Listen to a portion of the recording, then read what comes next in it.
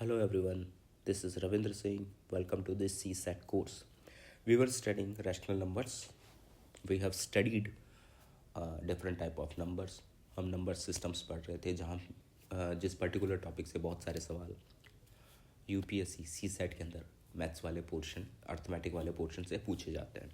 ठीक है, तो रैशनल नंबर्स जिनको हिंदी में परिमेय संख्या भी कहा जाता है, उन्हें P/Q फॉर्म में लिखा जाता है। ऐसे नंबर्स जिनको P/Q फॉर्म में लिखा जा सकता है, याद रखिए Q ज़ीरो नहीं होना चाहिए। जी हाँ, Q ज़ीरो नहीं होना चाहिए। वे नंबर कहलाते हैं those numbers called rational numbers.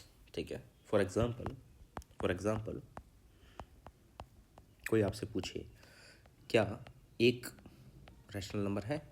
जी हाँ, एक रैशनल नंबर है। ठीक है, दो एक रैशनल नंबर है, बिल्कुल। तीन है, चार है, पाँच है, ये सब रैशनल नंबर है। रैशनल नंबर मतलब परिमेय संख्या है। कैसे? क्या इनको P/Q फॉर्म में लिखा गया है? जी बिल्कुल लिखा गया है और लिखा जा सकता है। जैसे आपको एक चीज़ ये दिमाग में रखनी है और आपको पता है, किसी भी नंबर को अगर एक से डिवाइड किया जाता है, वो नंबर वही वापस आता है, उसका रिजल्ट है कि नहीं। जैसे 2/1 अगर मैं लिखूँ, ये 2 ही होगा। It will be strange to you, काफ़ी लोगों को ये चीज़ नहीं पता है। कोई बड़ी बात नहीं है, इससे कोई फ़र्क नहीं पड़ता है। आपको नहीं पता था, अब पता है, नो इश्यूज़। ठीक है, 3/1 ये 3 ही आएगा। ठीक है, अगर आपको पता है, कॉन्ग्रेचुलेशंस, आप काफ़ी लोगों से आगे। 4/1 इट विल बी 4। तो देखिए ना, मैंने P/Q फॉर्म में लिख दिया। मतलब सोचिए, ये P है और ये Q है, तो P/Q फॉर्म, ये P है, ये Q है, ये P है, ये Q है।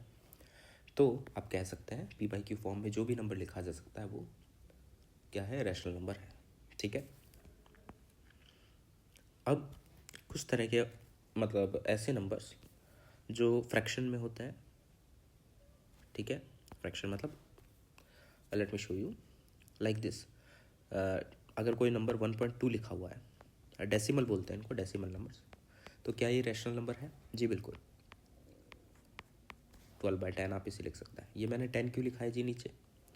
देखिए, आपको जब भी इस तरह के डेसिमल नंबर को P/Q फॉर्म में कन्वर्ट करना हो, ठीक है, तो आप क्या करेंगे कि जब भी आफ्टर दिस डेसिमल पॉइंट, ये पॉइंट के बाद जितने भी डिजिट्स आ रहे हैं, अंक आ रहे हैं, उतने ही नीचे आपको 1 के बाद 0 लगा देना है। क्या कहना चाह रहा हूँ? जैसे 1.32 मैंने लिखा, तो आप क्या कीजिए, 132 ऐसे कैसे लिख दीजिए। अब इसको देखिए, इस पॉइंट के बाद कितने नंबर है जी? 1 2, दो नंबर है, दो डिजिट्स हैं बेसिकली। ठीक है, तो आप नीचे लिखिए 1 एंड देन अब 0 0 लगा दीजिए। यही कन्वर्जन है आपका क्या? एक डेसिमल नंबर, इसको डेसिमल नंबर बोलते हैं, इनटू दी रैशनल नंबर्स। ठीक है ना। तो एक दो आप ट्राई कीजिए सवाल, जैसे 1.234, तो उसको कैसा लिखा जा सकता है? खुद से ट्राई कीजिए आप।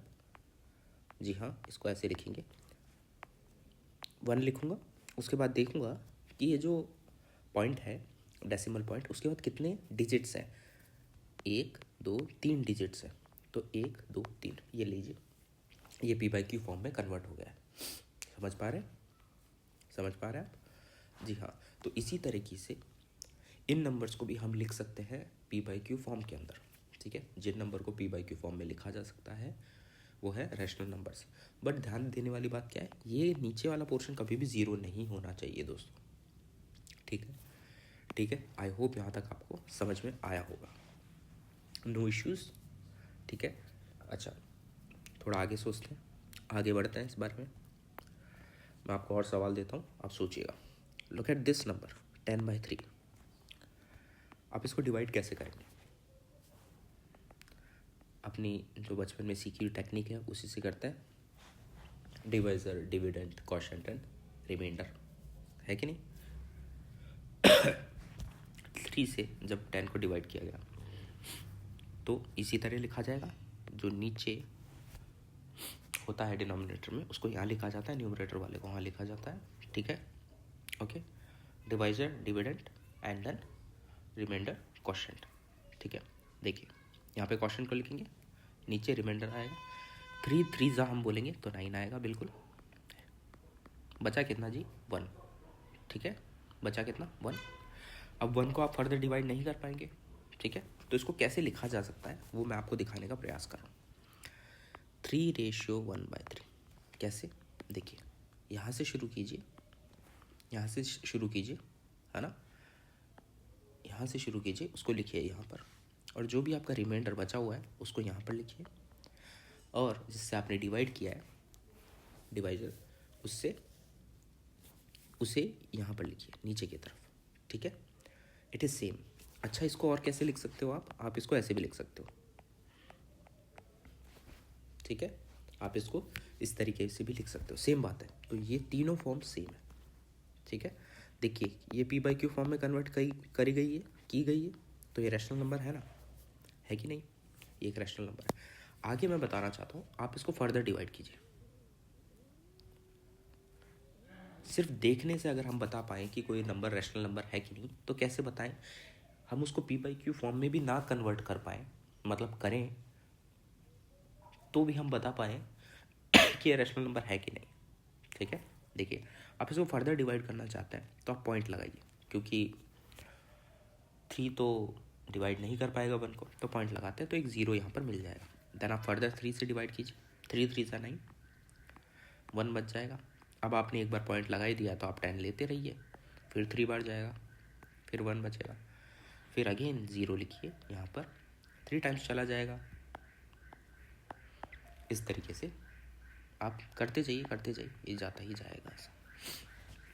अब आप मुझसे पूछ सकते हैं क्या ये रैशनल नंबर है, ठीक है, तो मैंने इसको इस तरीके से लिखा है, कीप ऑन गोइंग, ओके। तो देखिए मैं यहाँ पर इसको लिखना चाहता हूँ कि 10/3 को मैंने लिखा है 3:1/3। Also I can write it like this. I hope आपको ये समझ आया है। 10/3 p/q फॉर्म में लिखा जा रहा है, ये एक रैशनल नंबर है। पर अगर मैं आपसे ये देकर पूछूं कि क्या ये एक रैशनल नंबर है, क्या आप कन्वर्ट कर पाएंगे इसको इसमें? जी हाँ, आप कर पाएंगे, और नेक्स्ट लेक्चर में हम ये देखेंगे कि क्या हम इसको कन्वर्ट कर पाते हैं कि नहीं। फ़िलहाल के लिए मैं आपको बताना चाहता हूँ कि इस नंबर को आप p/q फॉर्म में कन्वर्ट कर सकते हैं, तो ये रैशनल नंबर है। जी हाँ, ठीक है। तो ऐसे नंबर जहाँ पे पॉइंट के बाद लगातार वैल्यूज देखिए 3 3 3 3 3 रिपीट हो रही है, वो एक रैशनल नंबर है। फिर कौन से ऐसे नंबर है जो रैशनल नहीं है? तो देखिए अगर होता ऐसा कुछ कि 1 या फिर आप देखिए मैं आपको एक नंबर देता हूँ, काफ़ी पॉपुलर नंबर है, ठीक है, काफ़ी पॉपुलर नंबर है, आपको बहुत बार जो है पूरे मैथ्स में काम आएगा, ठीक है।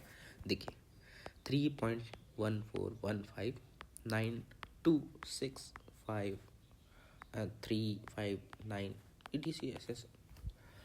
एक्चुअल में क्या है ना, इस नंबर के आप पॉइंट के बाद देखिए values are not the same, आपको कोई भी पैटर्न नहीं मिल रहा है। जैसे इसके अंदर 3 3 3 3 3 रिपीटिंग, राइट। अगर मान लीजिए ऐसा आया 1.27272727, so there is a pattern, ये एक रैशनल नंबर है। अगर मान लीजिए कोई नंबर आया कुछ इस तरह से माफ़ कीजिए 2 3 5 4 6 2 3 5 4 6, अगर आपने पैटर्न स्पॉट कर लिया है that is a rational number. But कोई ऐसा नंबर जिसमें कोई पैटर्न नहीं है, कोई पैटर्न नहीं है, वो एक इर्रेशनल नंबर है। आपको बताना चाहूँगा ये जो है ये पाई है, ये पाई की वैल्यू है, ये पाई की वैल्यू है, पाई एक इर्रेशनल नंबर है। बाकी 22/7 जो हम लिखते हैं वो एक रैशनल नंबर है, क्योंकि p/q फॉर्म में लिखा गया है ना, p/q फॉर्म में लिखा गया है ना, रैशनल नंबर है, तो ये एक रैशनल नंबर है। कल जब हम फर्दर क्वेश्चंस करेंगे तो आपको मैं दिखाऊंगा कि सी सेट में इस पर कितने सवाल पूछे गए हैं, ठीक है।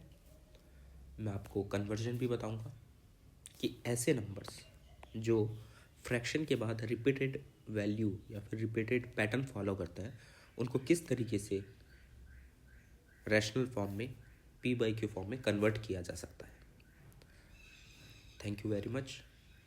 Be ready for the next lecture. I hope कल जो मैंने होमवर्क दिया था आपको आपने किया है, 2 to 15 टेबल्स आपने याद की है, ठीक है। हमको दोबारा वही रिवाइज करनी है। It will be very helpful जैसा कि आज आपने देखा है। Thank you very much. This is Ravindra Singh.